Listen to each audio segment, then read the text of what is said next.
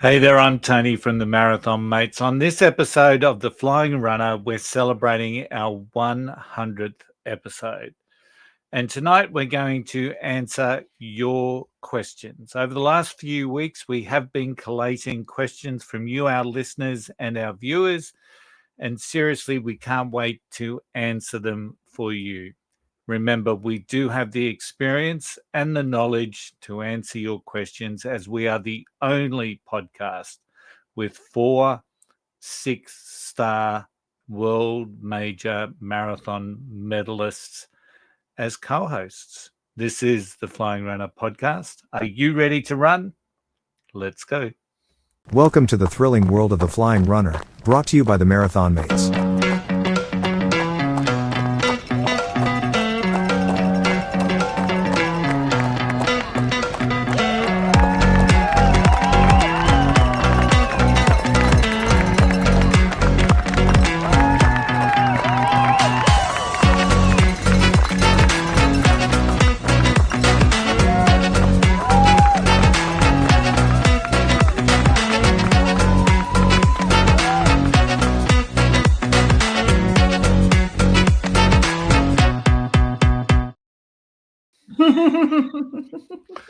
Hey there, everyone, and welcome back to the Flying RuNR. I'm Tony from the Marathon Mates, and can you believe it?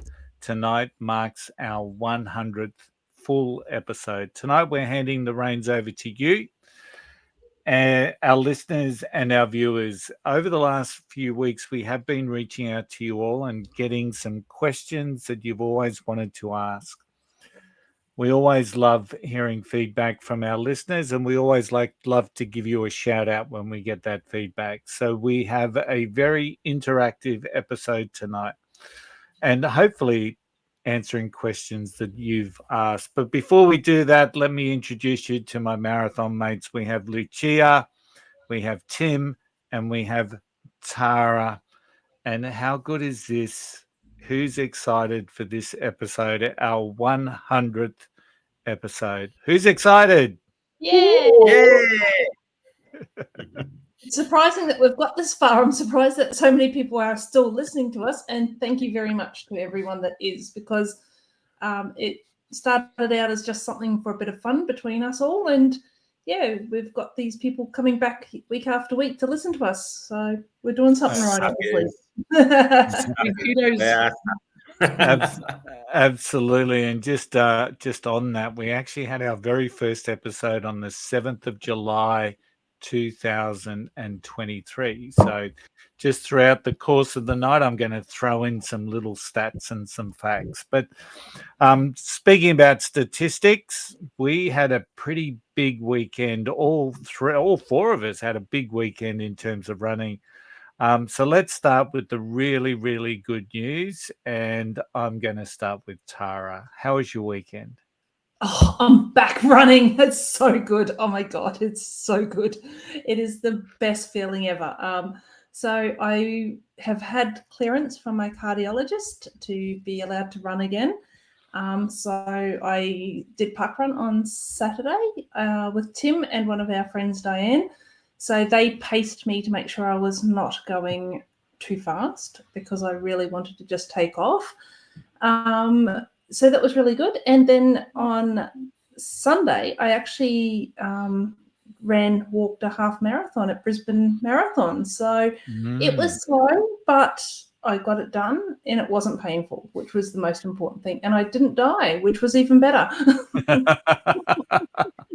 And it was great seeing you on the course. And I really got to thank you so much, because when I caught up with you guys, I was feeling a little bit of heat, and I had a lycra shirt on underneath my running shirt. And Tara, the brave woman that she is, she held my sweaty hat and my sweaty shirt while I respectfully disrobed.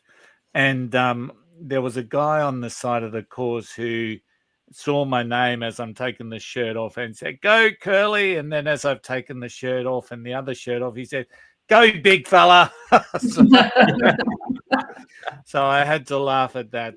But it was great to see you out there, and a huge shout out to your good friend Reese, who went quite a long way with you, which is always positive. And Reese always cares about everyone who's running. And not that I think you necessarily needed care. You look strong, you look fit, but it was great that Reese hung around with you and kept you company. So absolutely, yeah, Reese was definitely a big part of yesterday for me. From about 11 k's onwards, he's like, right, Tara, no more running for you. You can just walk. So he actually gave up his race to walk the last 10 k's with me to ensure that I wasn't over pushing my boundaries, because it is obviously the first long distance run back. And yep, as you said, Tony, Reese is always there for everybody. So big shout out to Reese. absolutely. That would be Reese from episode 82 of the podcast. Good friend of the show, yeah? Yep. So that voice just sparks the next person that I'm going to throw to. And Tim, you had a big day on Sunday. I did. But before I get to that, just on Tara's park run, she's found a voice again. So when she runs, she talks now. So she talked and talked and talked and talked the whole 5Ks. So it's good to see she's back. And yes, she did take it easy on Saturday at parkrun, and it was good to see Tara back doing a half marathon on Sunday. So yeah, I just did the marathon on Sunday, just cruisy 42.2. Yeah, just cruisy. Yeah. I was actually quite happy. 4 hours, 21 minutes for the full marathon. A little bit disappointed. My plan A was to go around the 4 hour mark. Plan B was to go sub 4:30. I hit plan B. I didn't get plan A quite. But then retrospectively, when I was getting towards the end of the race, I was thinking about it and say, look, I broke my rib and my collar. I broke my rib and my elbow at, in the middle of February. I had 5 weeks off. I couldn't run through there. There was a week or so there where Tara was having a pacemaker fitted, where I wasn't doing any running, and I was traveling back and forwards to Brisbane to be with her every night and to deal with the kids. And, recently a lot of my long runs have been tied up with Patrick, helping him go through. So I haven't done the distance. I haven't gone past 30 Ks. I haven't pushed it hard. So to go 4:21, I was pretty happy and pretty chuffed with myself in the end there. The hip flexors and the feet were a bit sore in the end there, but really happy that I can still get out there and have a bit of pace to me and put in a quality run. Yeah, so. Big effort, good result, well done. Hey, and then Lucia, did I see correctly on Strava that you actually did a run that was over 20 kilometers? And you'd be very proud of what I'm about to say next. So I was short of time, so I thought, okay, I'll just do loops of Centennial Park. I did come close. When I went down the middle of Centennial Park, there is a coffee cart. I came close in stopping for a milkshake, but then I thought, no, if I do that, I'm going to have to say on the podcast that, yes, I've stopped again mid-run for a snack. So the aim was to get to 28, but I got to 21, and considering where my training has been for the past couple of weeks, I was quite happy with how it went. So it wasn't a half. I think, maybe 70 odd meters short of a half, but I got over the 21K mark. Did I? No. Yeah, you did. Yeah, you did. Yeah. It was awesome to see, Luch. So no holding back now until Gold Coast, I hear. So in terms of me, we didn't do anything Saturday. I hate the rain, and it was raining. It was miserable. And I think that just did not put me in a good mood. I ran the half at Brisbane. We got there, as we often do with the Brisbane Marathon, right at the end. So we were right back in D Corral just because we were like one of the last people to get there. Tim and I took off. Sharon did what Sharon did. Sharon completed the marathon. She went, the half marathon in 3:02, walking much of the way, but she was surprised with as much running as she did. So her bum, as she calls it, which is, I think, her language for the high hamstring, whatever it's called, was really aching today. But she was really proud that she got around, and so was I. Interesting fact, I went well. I was feeling really good up until about the 10K mark. And my time for the 10K was close to what I ran in the the QUT Classic recently. So probably went out a little bit too hard, too strong, but you never know until you give it a go.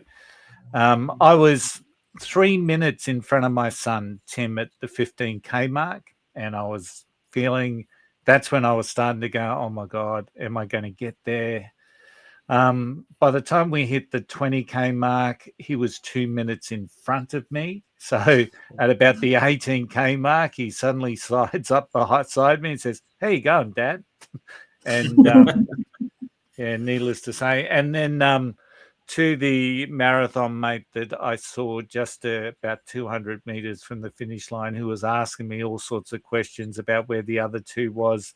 My incoherent garble to him at that particular moment in time, I do apologize, but I think he was referring to the people that were behind me. So I'll answer the question now, because I certainly didn't do it there on the day. So yeah, so it was a good day. It was a really good day, and it sounds like we all had a good week, and we're heading towards Gold Coast with a little bit of optimism, I'd imagine. So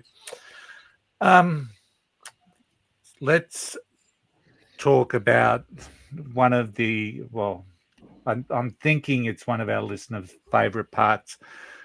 Let's pass it over to Tim, and let's talk about the news.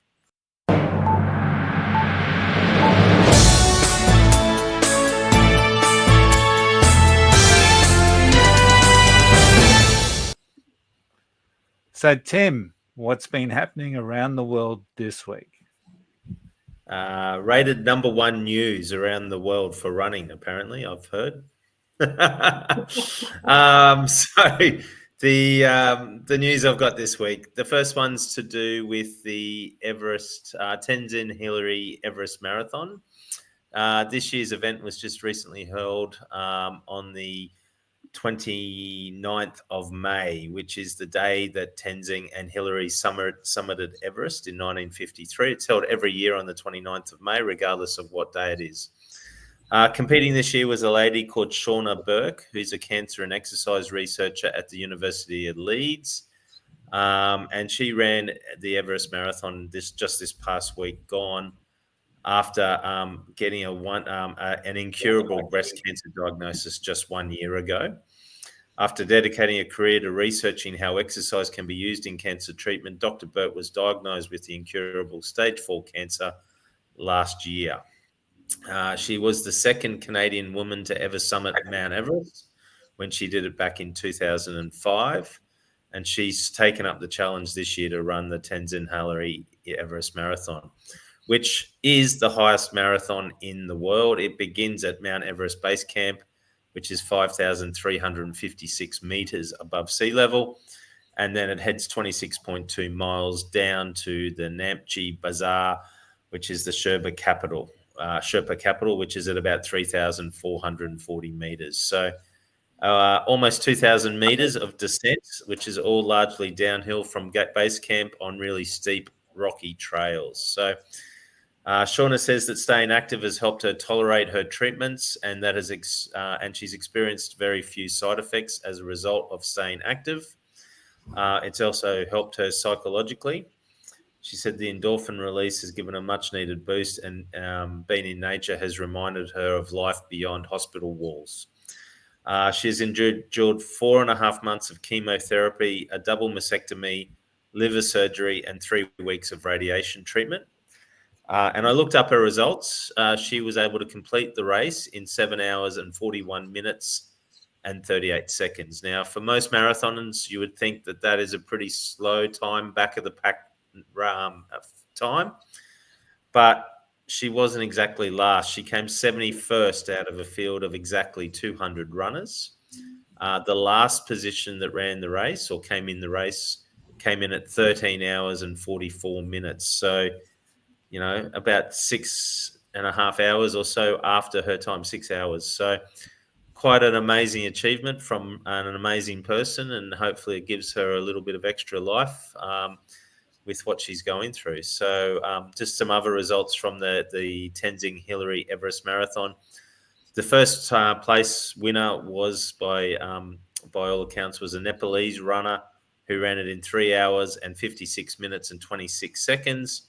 And the first female was also from Nepal, and she ran it in 5 hours and 15 minutes and 46 seconds. So I know, Tara, we've been talking about this one. We've been seeing all the Facebook photos online from Travelling Fit, and Murray Ma is on tour at the moment over there from Travelling Fit. She was on our first episode of this podcast. And the photos just look amazing. It starts with, I think, about an 11-day hike to base camp. You spend a couple of days in base camp, and then you do the marathon afterwards. So a pretty awesome experience. How's that look and sound, guys? Is that something you'd want to do? Sounds amazing, but I don't know if it's for me. I'll look at the photos, and I think the biggest drama you'd find, Tim, is the 11-day hike, because there wouldn't be too many bars and clubs along the way where you can build up your hydration. You just employ a couple of Sherpas to carry all the alcohol for you.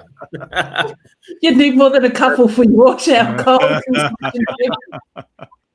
But the reality is, at 5,356 meters at base camp, the air would be quite thin, not much oxygen going into the lungs, and I would imagine any alcohol you have at that height would be almost quite dangerous. So, yeah, she's done very well, and that's an inspiring story. So I'm pretty happy to hear that one. Now, our other inspiring story this week comes from Ottawa in Canada, where 85-year-old John Stoddart, who's finished this year's Ottawa International Marathon in Canada, has completed now a streak of 51 consecutive finishes at this event. He crossed the line in 8 hours, 4 minutes and 8 seconds, which is 20 minutes faster than his time in 2024. He first laced up his shoes for this event way back in 1975 at the then called National Capital Marathon, and he was 35 years of age at that stage, and he clocked a respectable 3 hours, 23 minutes. A year later, he then started the streak, and it hasn't stopped since. His motivation sounds something like what I would say is he does it because it is there. While the streak helps fuel his return each year, he insists he will keep going until his body says otherwise. Injuries and age have tried to slow him down, but he always finds a way to get to the start line. Here's one. In 2007, he competed the marathon on crutches due to a sciatic nerve injury. And you would think running 51 consecutive events would put him in pretty rare company, but he isn't alone in his streak. Fellow Ottawa runner Howard Cohen, who is somewhat younger, 10 years younger, age 75, is also completed his 51st consecutive Ottawa marathon on Sunday, finishing in 5 hours, 53 and 39 seconds. And I guess, guys, this is inspirational stuff, but it also shows it doesn't matter how old you are, you can get through a marathon if you put in the effort and put in the training. You're mentally strong, you can do anything. And I really like those sort of stories. Amazing stuff. Yeah. I'm not sure whether I still want to be running marathons when I'm 75 or 85. I think I'd much rather be preferring to be tucking into the memories, maybe doing some 5s and some 10s. But well done to those two, and congratulations. That's it. And that's the news this week, guys. Awesome. Thanks as always, Tim. Very, very good, very inspiring. And it was, I don't know whether you chose inspiring pieces of news today so that we could remain up for the podcast, but I've also got a little bit of inspiration. I'm going to just quickly go through some of the stats from our podcast,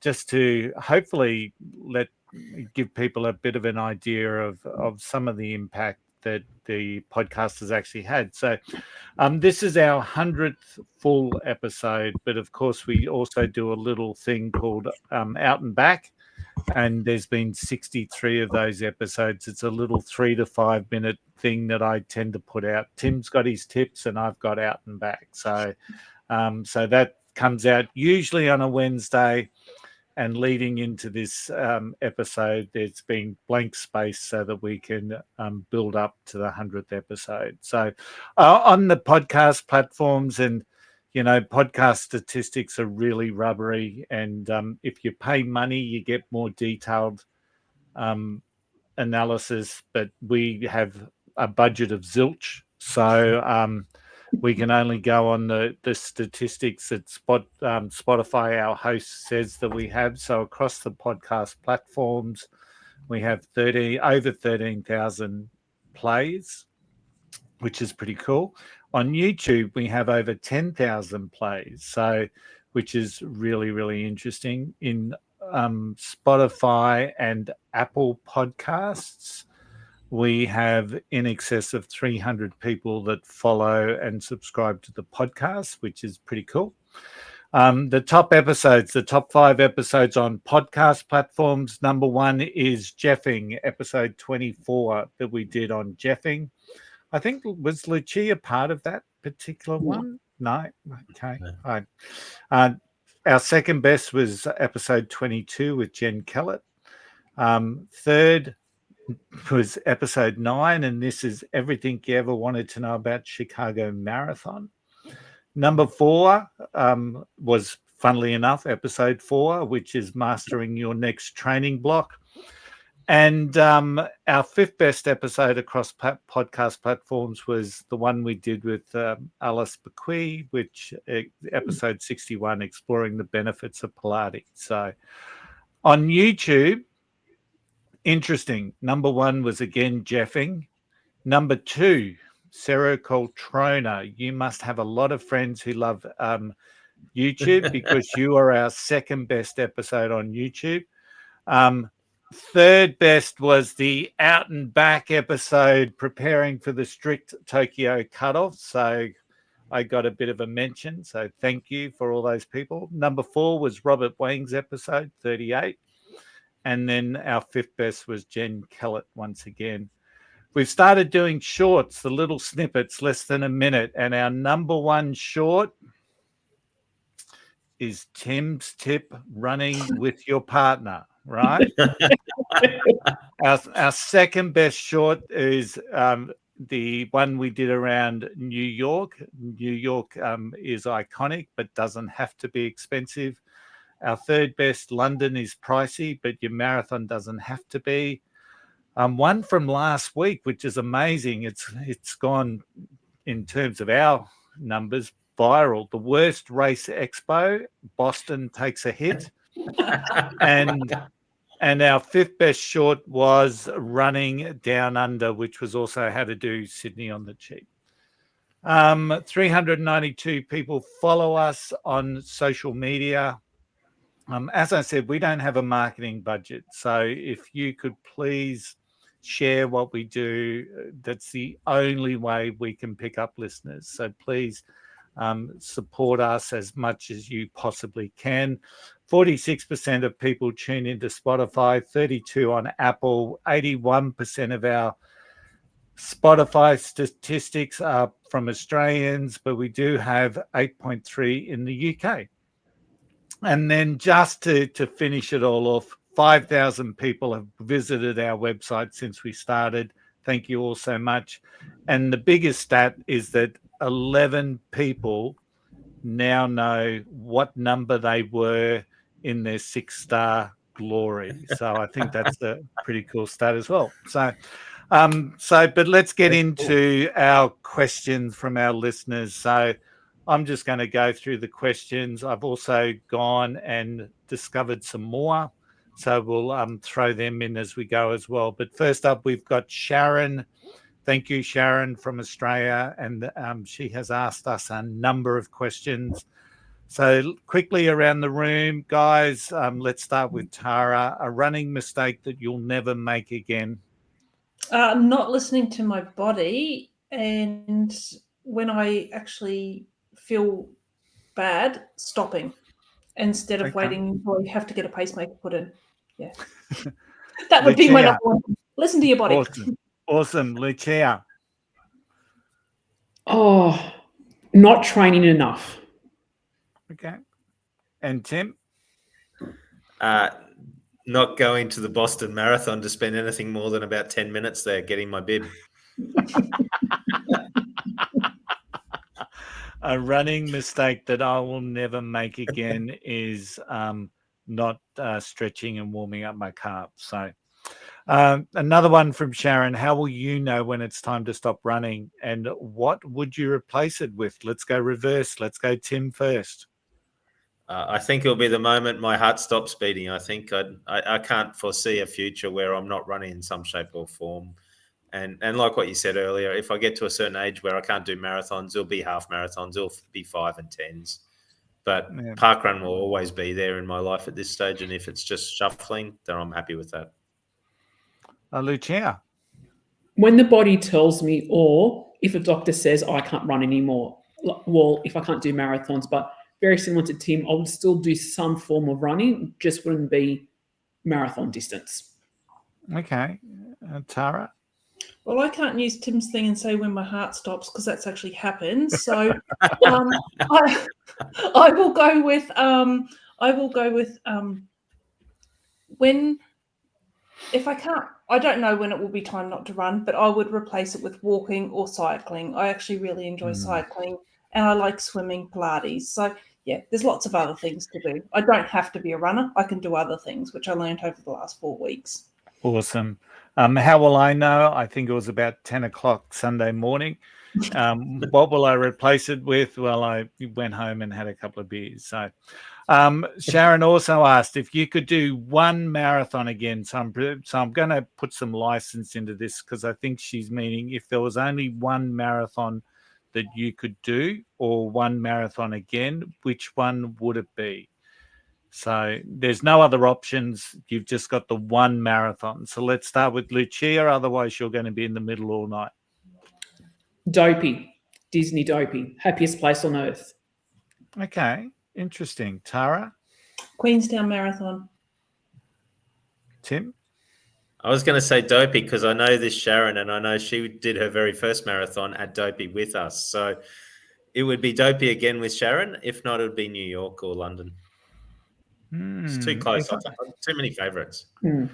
If I could do one marathon again and only be the one, it would be New York, I'm guessing. So to do that for my third time.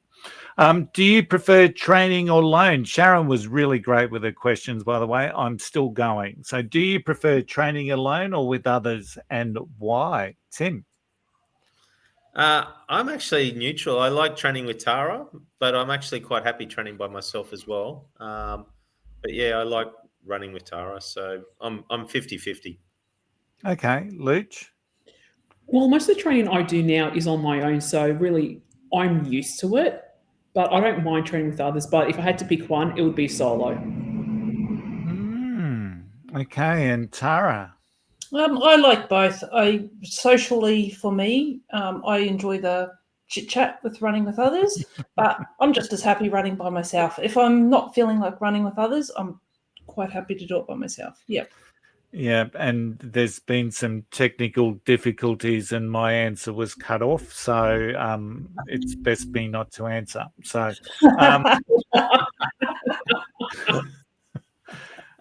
but I'm a little bit like you guys. I like training solo, but I love running with Sharon when we're both in good shape and good spirits. So, but more and more I find that I'm training alone. So, our favourite park runs, Tara. Oh, Bunyaville, and I like Glasshouse Mountains, but no, Bunyaville's my favourite. Okay, Tim.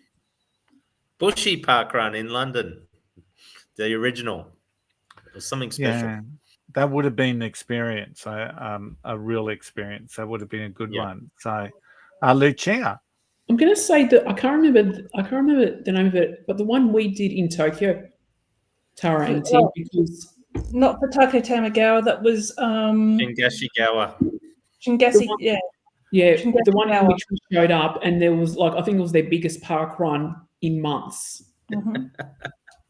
That was a good fun day, that one, wasn't it? It was just getting on the train and we just had an absolute ball taking over the train carriage, about, 20 of us, and then arriving there and, Finding they more were just people so along the way. yeah. Tony, what's yours? I'm going. I haven't run as many park runs as you lot, and I haven't run one internationally. So I'm going to say Cleveland, right here on the Redlands coast. So that's definitely my favourite. You run through on a boardwalk through the mangroves. It's a really lovely park run. The people are great. So, and the last one from Sharon is your favourite interview from the last 99 episodes. I'm going to leave Tim to last because he's no doubt going to give us a very in-depth answer to this and name about 4 or 5. So I'll start with Tara. Marimar, and that's because she was our very first guest and got us kicked off. And who doesn't love Marimar, right? If you know Marimar, you'll love her. So, yep. Okay. Lucia.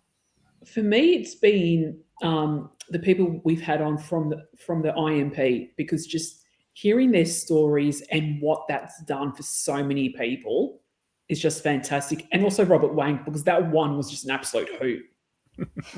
It was, wasn't it, Robert? Episode 38, if I remember correctly. So if you haven't heard or listened to the episode with Robert Wang, please do. So just a bucket of laughs. Tim, what was your favourite interview from the last 99 episodes? Episode 28, a lady called Lucia Bunko came on the show, and we've never been able to get rid of her since. So.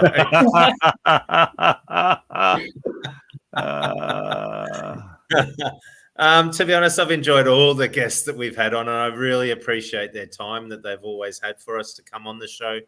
We don't pay our guests to come on the show. There's no special gifts. There's no presents or gifts we give them. It is really them giving up their time, and we are really appreciative of that. So from my perspective, all guests are important.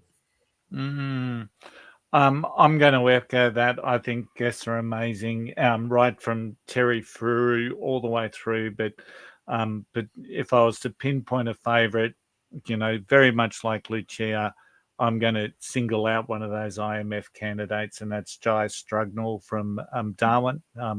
I met her in Tokyo, and she is a bundle of laughs, and just really enjoyed that one. I just love seeing people come to life, and you see that with Jai. So thank you so much, Sharon. Those questions were fantastic, which brings us to our next one. One of our favourites, commentators, she likes to post some feedback around our episodes, which is always awesome. Anne Marie from Australia. She's left a little bit of a note saying she loves the podcast as it keeps her sane while she's out on the road. And hers is a bit of a multi-choice question, right? And she thinks she knows which one Tim will pick from these. So she's listed 4 marathons. One is called the Hatfield-McCoy Marathon in West Virginia, USA. Does anyone know much about that particular marathon? Haven't heard of it. Between, how they had the feud with the Hatfields and McCoys. Yeah. So, yeah. I'm presuming it's like a Wild West sort of a theme. So, and then we've got ET Full Moon Marathon in Las Vegas. So I did read a little bit about this one because it skirts the area known as Area 51. So it's like a little bit of a UFO sort of a marathon, which sounds interesting. We've then got the Belgian Beer Lovers Marathon. So no prizes for guessing what that one's about. So, and then the 4th choice is the Safari Marathon in Kenya. And once again, I'm pretty confident that you're going to be chased by tigers in that one, or lions or elephants.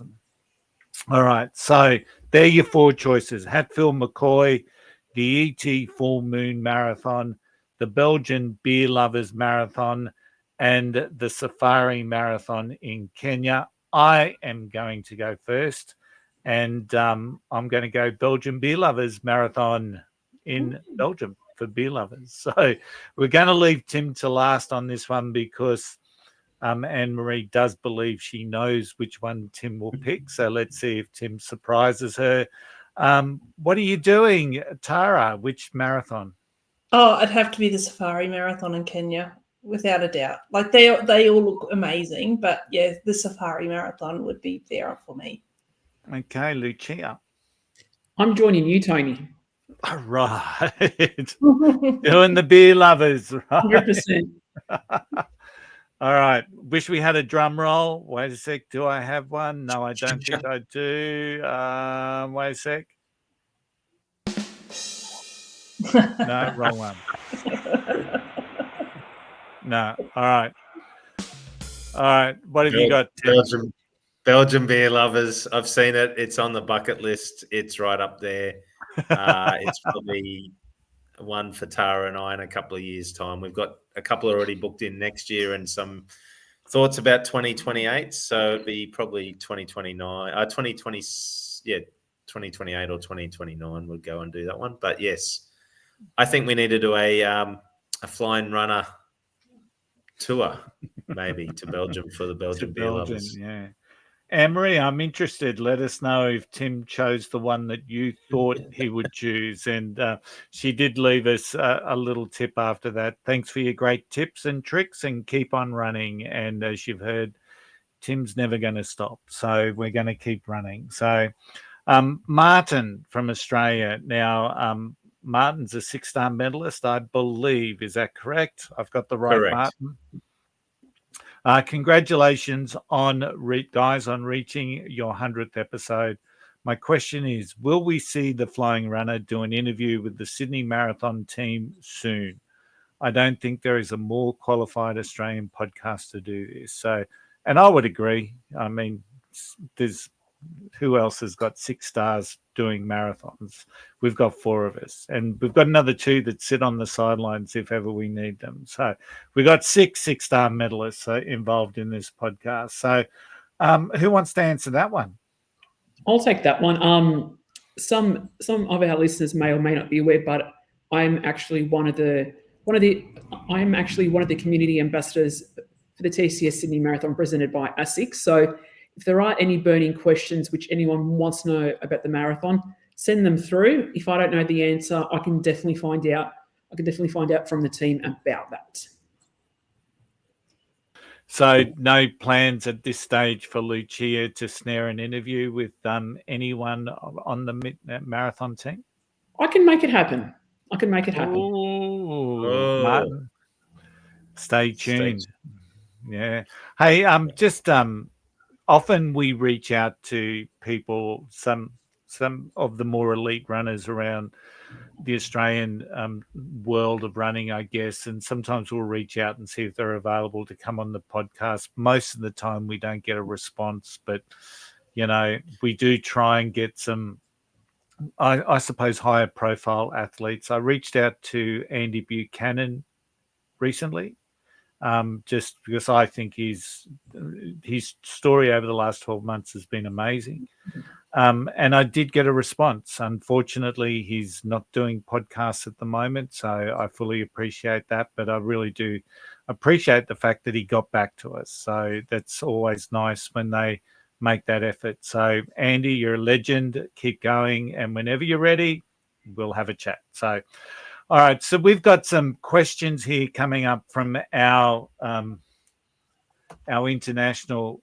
We don't have a lot of international people, but obviously they have asked a couple of questions. We've got Jill from Canada, and Jill's asked, what's your best travel tip when traveling for a marathon? So I'd say that Jill's on her way down under to run Sydney because we get to travel all the time. So I'm going to start with Tim.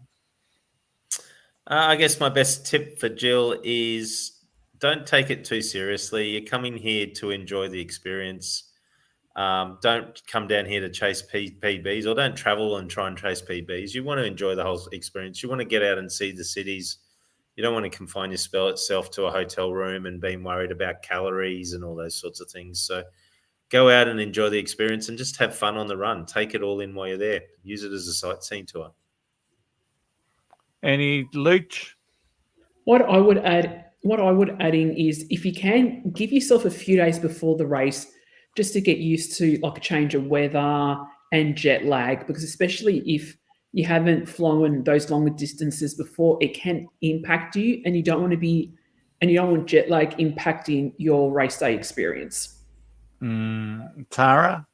My travel advice would be to put anything that you want to run in on your carry-on. If you're putting anything underneath the plane, put everything you want under there apart from your shoes and your running gear, because those are things that you are used to running in. You can't replace them immediately when you get here. So, yeah, put all your running gear as carry-on, including your shoes. Definitely your shoes.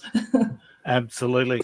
Hey, I asked our good friend ChatGPT for a couple of questions, beginner running questions that some runners may feel would be too dumb to ask. So I'm just going to throw a couple of them in as we keep going. The first one, I only want one person to answer. So I'm going to throw this one to Tara. Am I allowed to take walking breaks? Absolutely. Absolutely, you're allowed to take walking breaks. You do not have to run the whole way. If you want to walk 800 meters and run 200 meters, that is fine. You are still a runner. Do not listen to what anyone else says. Yes.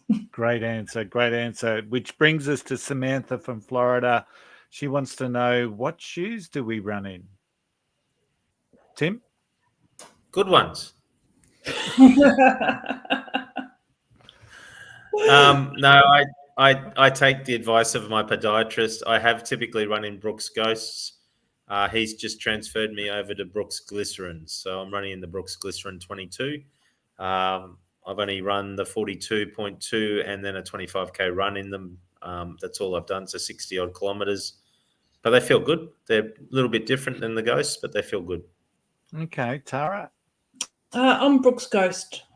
Okay. So, yep. Lucia? It depends on the event. So I've got a good shoe rotation, so all depending on the event. But lately, my marathons have been in the Nike Vaporfly 3s, because I found that they have worked for me, not so much in terms of speed, but the carbon-plated shoe has helped with my post-race recovery, I find. And I'm a Saucony. I wear Sauconys. I love the Saucony Tempest. To me, it's almost my perfect shoe.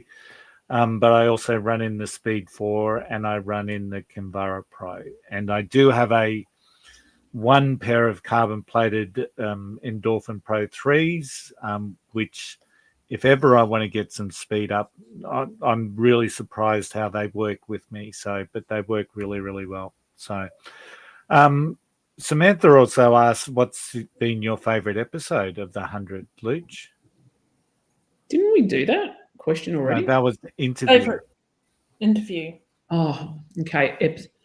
This one still cracks me up. When we came back from Boston and Tony recalling me clapping my hands coming down Boylston Street, to me, that was my favorite episode because it cracks me up every single time. I would have to say that's close to mine.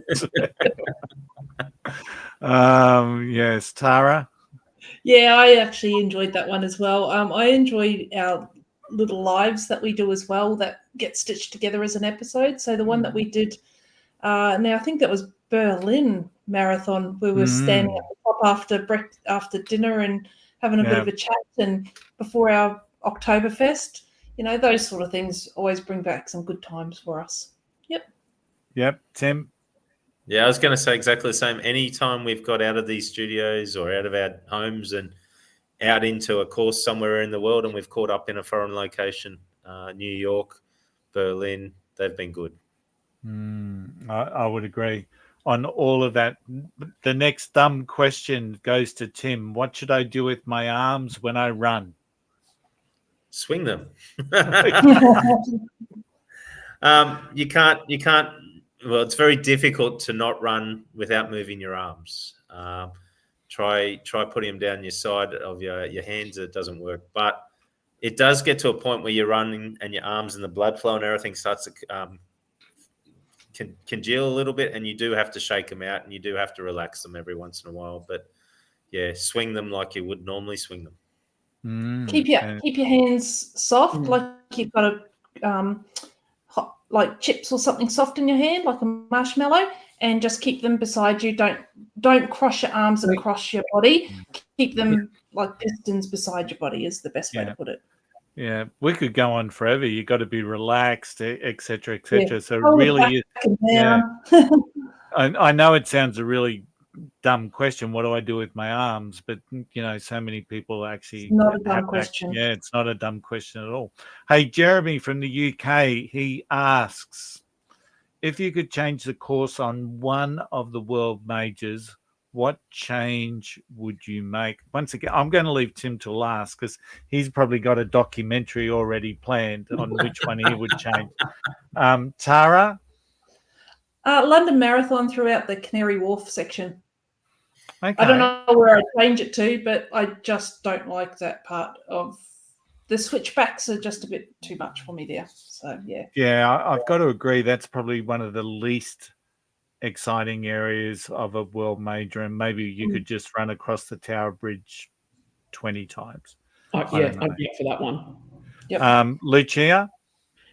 I'm going a bit controversial. Even though Sydney's not a major yet, and you can't beat finishing at the Opera House, but there's not a lot of space once you cross the finish line, but it's hard for them to change it. So that's the only thing I would, if there was a way to make it bigger, the area, or make it flow better, that'd be the only thing I would change, because you can't, like, as I said, you can't beat finishing right at the Opera House in front of you, Harbour Bridge to the left, you can't beat it, but it's just the congestion once you get your medal. That's the only downside. So somehow if that changed, I'd change it.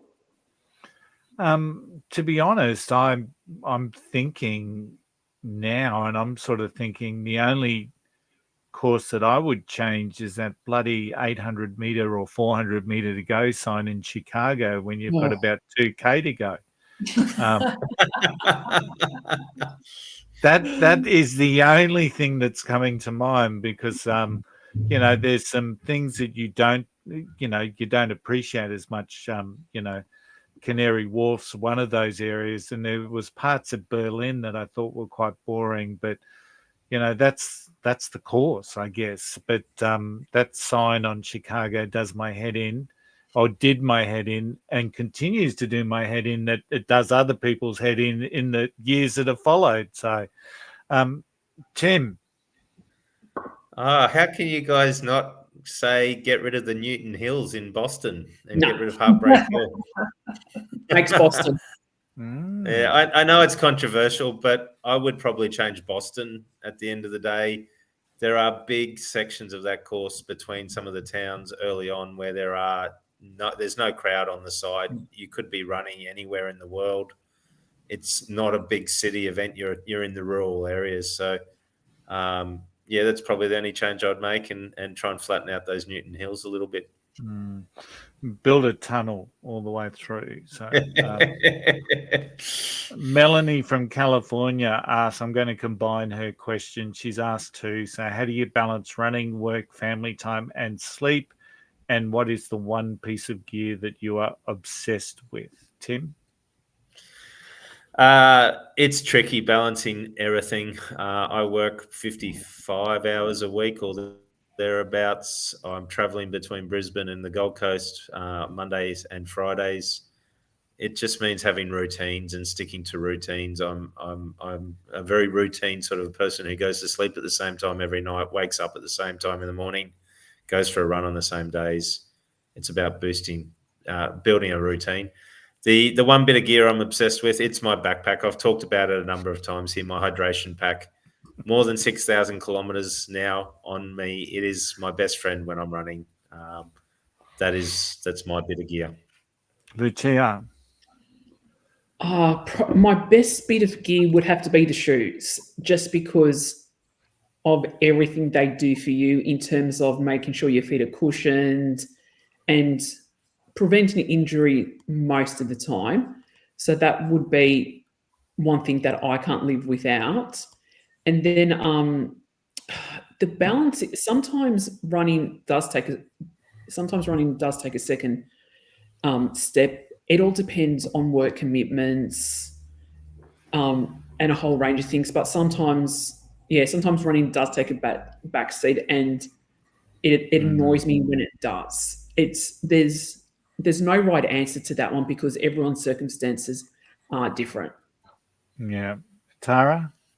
Running to me is just a non-negotiable. It's like getting up and brushing your teeth or having a shower. So it just is built into my daily routine, the same as Tim. So if it's not running, it'll be some sort of exercise.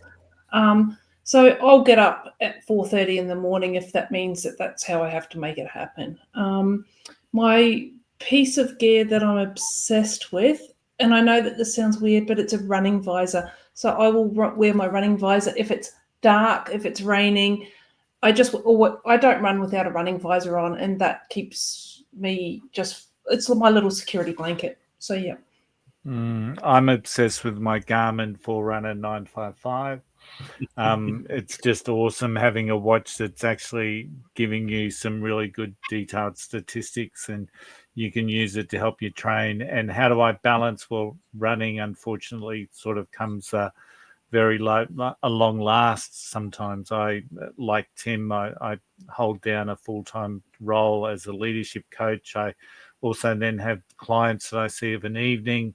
I do 3 podcasts.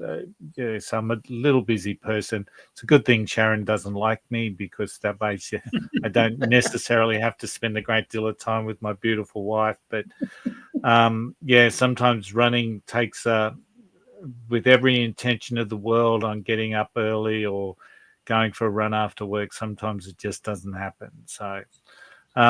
So I don't know if that's a great answer for you, but that's the harsh realities that sometimes look. Christian from New York, what would your dream race be anywhere in the world? Luch? I'm going to say New York. It's a toss-up between New York and London because they're just so incredible. So it's not the Hatfield McCoy or? No, unfortunately not. Okay. Tara?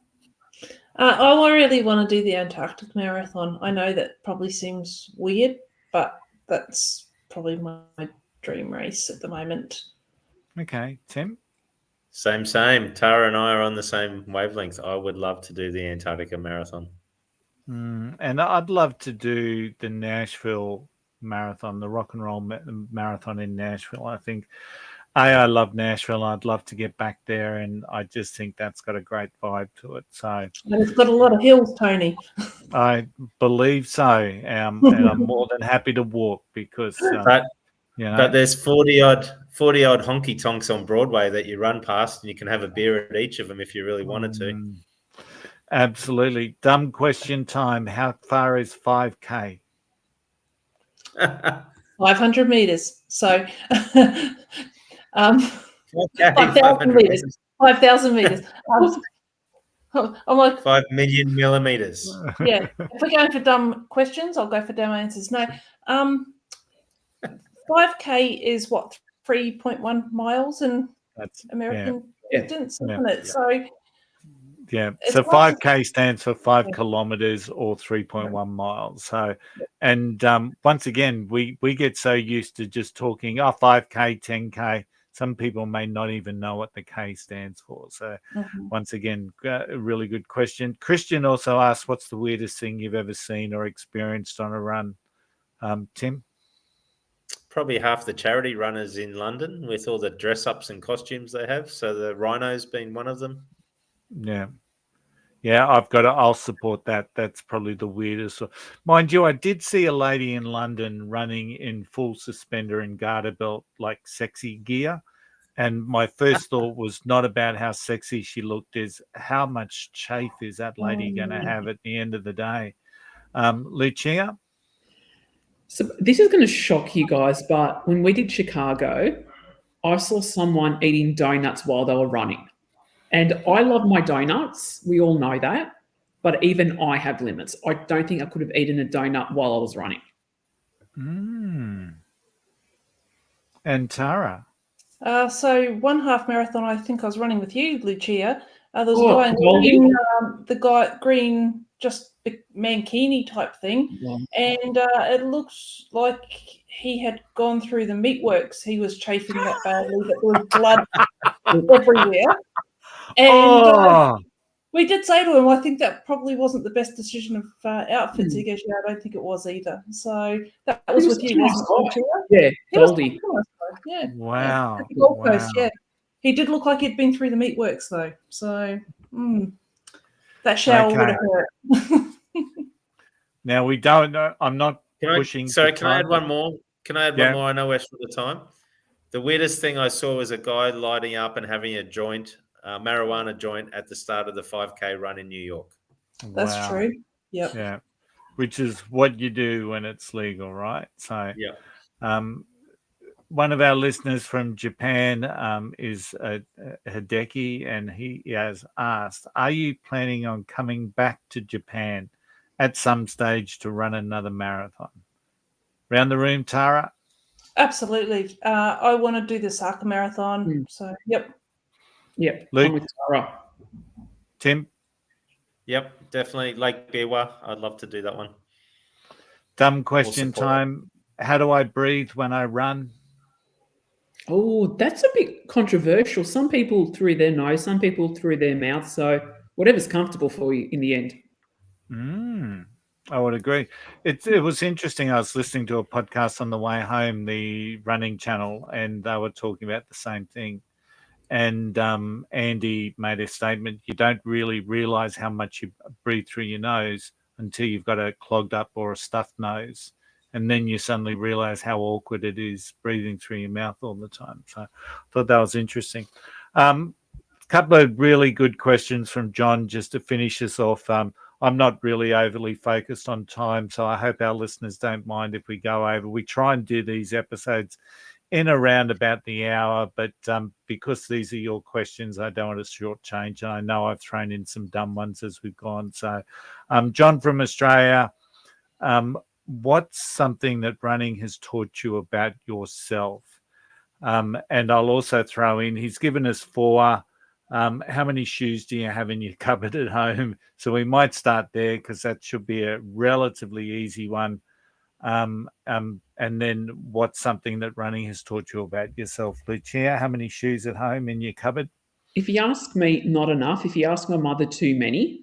One thing that running has taught me, and I actually said this to myself yesterday while I was on my run because I wasn't having a great run, I can do hard things. Yeah. Good one. Tara? I don't know how many pairs of shoes I've got, probably 5 or 6 on rotation at the moment, and a whole heap that I use for gardening now. But the thing that running has taught me is exactly what Lucia says. It's a mind over matter thing. You can train all you want, but it's your mind that's going to get you where you want to be. So if you can complete running a distance that you want to complete, then you can conquer anything in the world, is what I look at it as. Okay. Tim?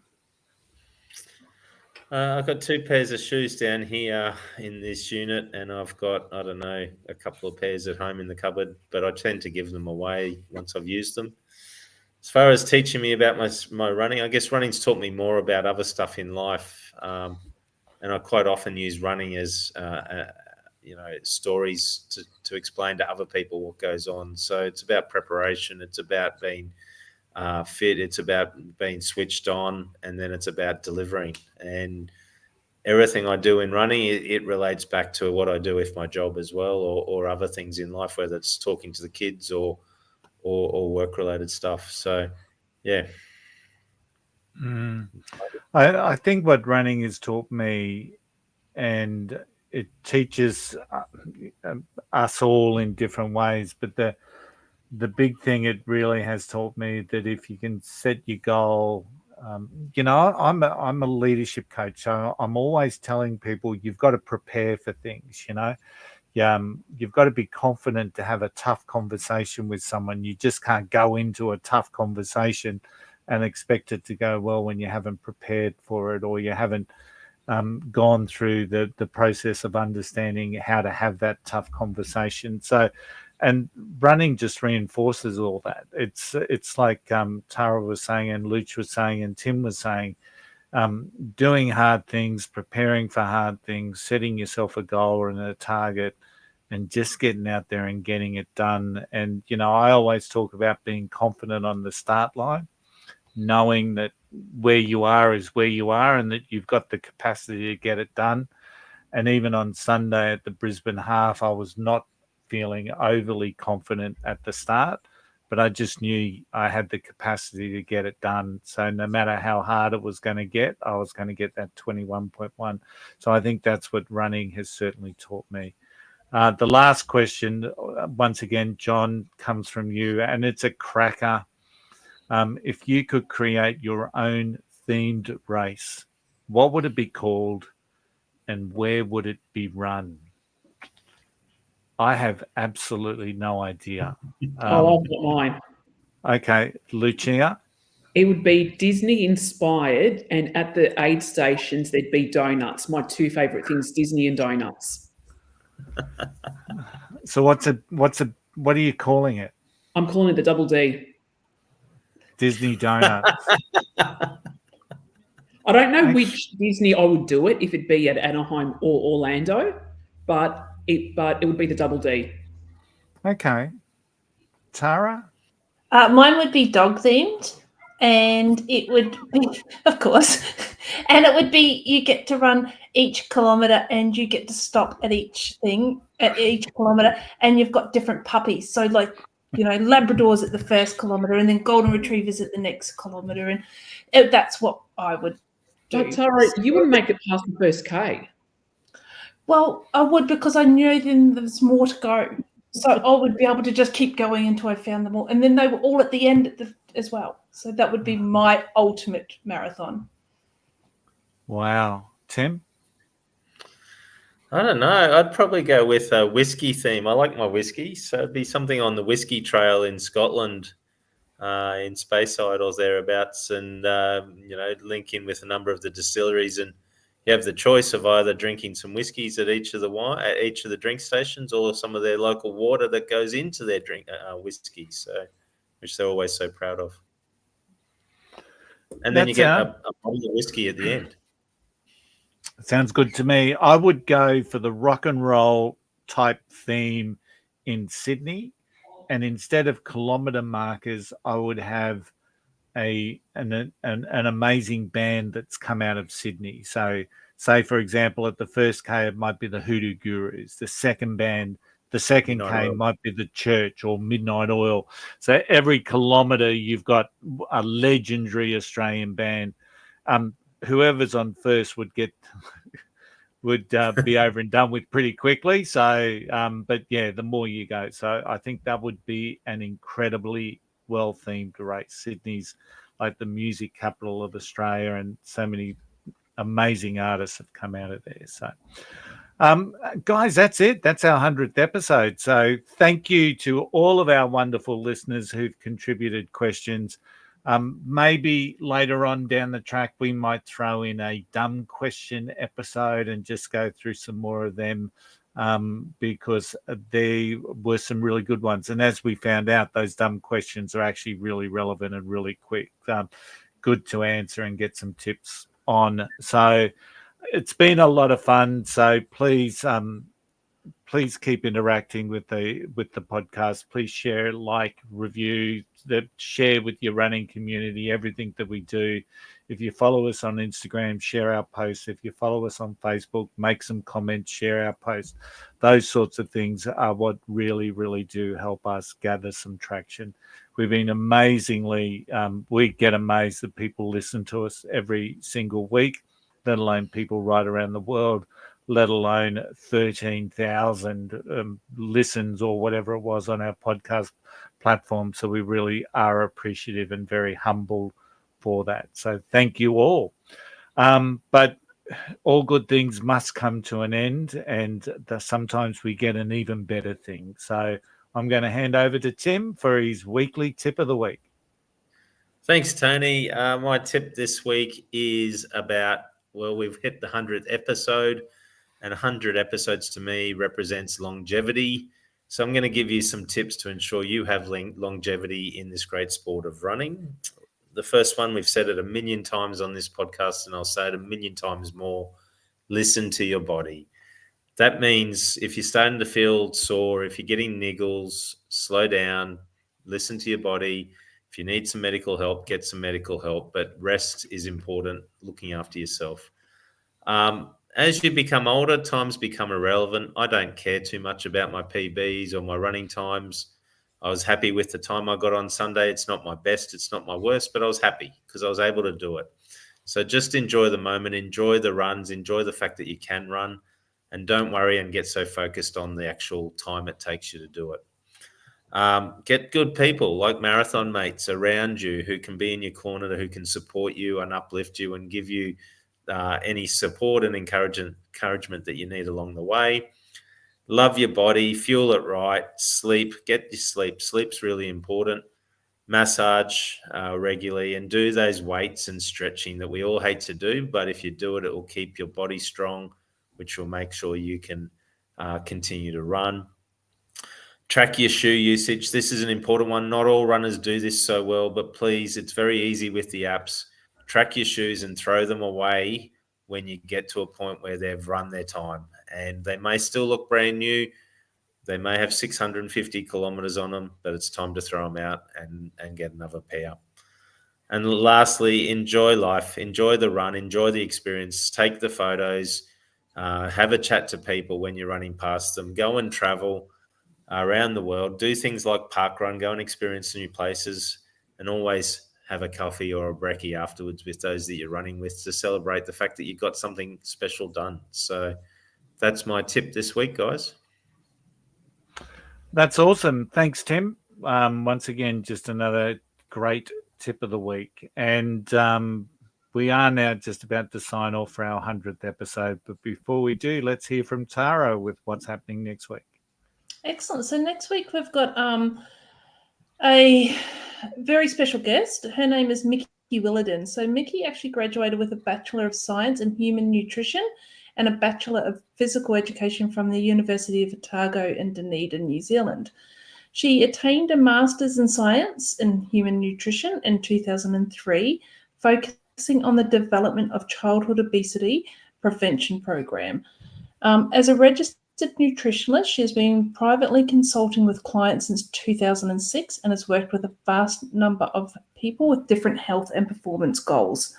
In 2011, she obtained her PhD after completing her doctoral thesis in health and productivity in New Zealand workforce. Mickey hosts a twice-weekly podcast called Mickipedia, which dives deep into the topics of nutrition, longevity, fitness, and health, and is the creator of Mondays Matter, a successful fat loss group program that utilizes evidence-based techniques to support body composition goals and has helped thousands of people. She has worked with world-class athletes and some notable New Zealanders, helping them achieve their nutrition-related goals. In addition, Mickey loves her running, having recently completed the Boston Marathon in April. So she's another one of our Currens users as well. So it's going to be fantastic chatting to Mickey about her running journey, as well as a bit of a dive into the world of nutrition. So as usual, it will be an episode not to be missed. Episode 101. So thanks, Tara. And with that, we close off episode 100. As always, great talking with you a lot. And I always enjoy speaking with you and catching up with you on a Monday night. And I've really enjoyed getting those listener questions coming through. So it was so exciting to see. We weren't sure if we were going to get any. And just thank you to all of our listeners that supplied us with questions. It's awesome. But it's time to wrap things up. Sorry. Can I just add in one thing? I want to personally thank Tim and yourself, because I just rock up here. I don't do anything. You guys do all the work. So a big kudos to you guys for everything you both put into it. Okay, so what I'll do from now on, Luch, I'll tag you in every social media post, and then your job is to share it wide. All right. So seeing that you're feeling guilty that we're doing all the work, I'll give you some work to do. So how's that? Great. Do you like that? Shut up. Do it. Bring it on. Yeah, we do love doing what we do tonight. So I hope that our listeners actually do feed off the little bit of fun and humor that we do have for each other. And even though Sharon gets up me every now and again when I have a bit of a dig at Tim, she says, "Not again, Tony." Tim takes it in good spirits, and he gets me back as well. So let's 100%. It's what we enjoy doing, so it's all right. So we love making this podcast for you. Let us know what you think. Message us on Instagram, Facebook, email us at happyrunning@flyingrunner.com. And if you've got any tips, questions, or queries, please reach out to us. We'd love to hear them. And we do like mentioning our listeners as we go. So if you do have a question, we're more than happy to give you a shout out as well. You can watch the episode on Spotify and YouTube, or you listen in on any of the major podcast platform, Apple and Amazon, and all the others. Remember, every step counts. Keep running, and we'll see you next time on the Flying Runner podcast. Until then, happy running. Happy running. Happy running.